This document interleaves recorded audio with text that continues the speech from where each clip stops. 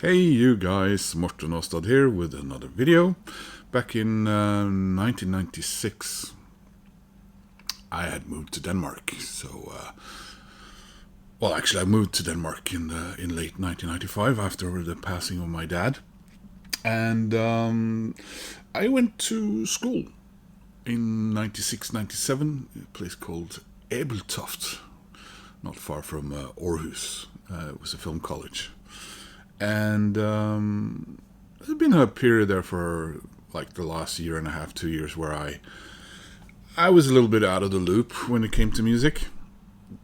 So at the film college, I was introduced to a lot of new bands and stuff that I wasn't aware of. One of my favorite bands for the past 30 years, for example, Super Furry Animals. But another odd band that I was introduced to there, and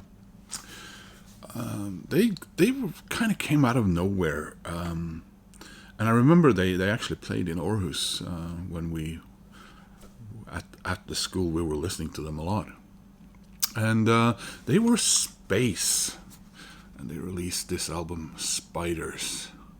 And this is my CD from back then. I think they were on Hut Records, but Gut Records, but in Scandinavia, yeah, they were on. I think it was that a Danish or Swedish label, Mega Records. It's a little label down there, and they were an odd band from Liverpool, 1992. And I think the sort of the band, as it were, when they released their first album, I think that came together in around 95. And this was a band that played, what does he call it? An eclectic sound, more like an eclectic get together of band members, because their music reflected very much the very, very varied tastes of the members of the band. So you had the straightforward indie pop rock with ska elements. You had your almost lounge-like tendencies, and trip hop, synth, electronica. What was the last one I was thinking about? Techno. Definitely techno elements. You had your straightforward pop songs in various types of genres, and then you would just suddenly get a track that was completely techno, no lyrics or anything. Not necessarily completely unlike maybe Super Furry Animals, but this was more like, let's do this and this and this, and not as experimental as Super Furry Animals. And they followed that up back in February of '98 with Tin Planet. And this was maybe a little less. This was maybe a bit softer and going more for the songs, and so on. And I think what a lot of people also noticed on Spiders was that the music was at times a little bit uncomfortable, and the singing and the singer's voice was at times a little put on. For some sort of comedic effect. There was a lot of comedy in this band, and they scored with their two first albums. They scored, I think it was 8 UK top 40 hits. They sold, I think, like, first album sold several times platinum in the UK, and sold for platinum one time platinum, at least in the European Union, and slightly less successful. The second album. I don't think the critics liked them, but people did like them. And then they lots of small different things started going wrong. Although they also scored. Was that an album on one of the albums? Yeah, they scored a hit called "The Ballad of Tom Jones," which was actually a duet with the singer with Cerys Matthews from Catatonia, Welsh band that I also discovered during my time at the film college. And then things just people kept waiting and waiting for their third album alongside their record company, which I think ditched them either because the wait was too long, and so both the third and eventually the fourth album, they kind of sank without a trace. And I remember I was trying to find out what was going on with them back in the time, because I was keen on keeping up with them. But I never got those third or fourth albums, and they disbanded in 2004, by which time I don't think hardly anyone from the original band was left except one, the main guy. And then they got back together again, I think in 2011, and they've been touring, a bit of a nostalgia thing and stuff, but they've also been releasing new albums. So, and I never come across any of those albums, so maybe one day I'll check it out. But last year, I because I am on a nostalgia trip, I'm in my 50s now, and of course you start longing back to moments that moments in my life that wasn't necessarily all that good. I mean, this was after my dad died, for example, and dreams I had about working with film and so on, it didn't work out. But there's a nostalgia there, of course, and that kind of drove me to buying their second album. And it was a real nice thing listening to this again. I really, really enjoyed listening to Space. Tin Planet includes the UK top 10 singles Avenging Angels and The Ballad of Tom Jones with Cerys of Catatonia. So yeah, so obviously I really wanted to have their debut album on vinyl as well, and now I do. I got this at a very nice price from iMusic. NO or DK. So this is Space Spiders, featuring the singles Female of the Species, Neighborhood, and Me and You versus the World. So there you have it. After all these years, after almost 30 years, I now have their debut album on vinyl. So let's have a look at this. I paid £25, $25, 250 Norwegian kroner for this, which is about, what is that, 21 euro maybe, 18 pounds.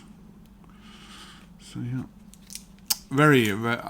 I have very fond memories of this band, and I do listen to my CDs once in a while, and why did I get this on vinyl? I don't know.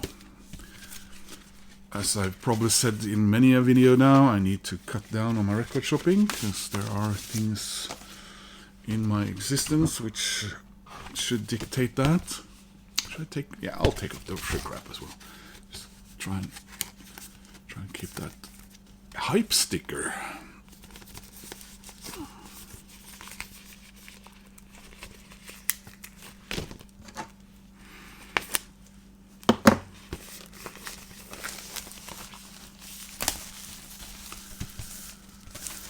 Yeah, like I said, the band had really focused a lot on humor, and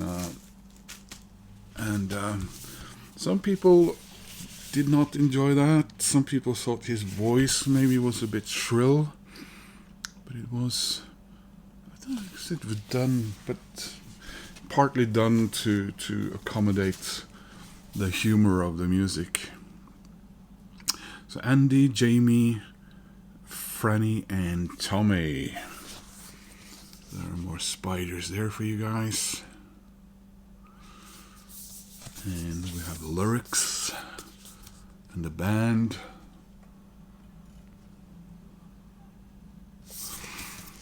And yeah, oh, it's a good time music.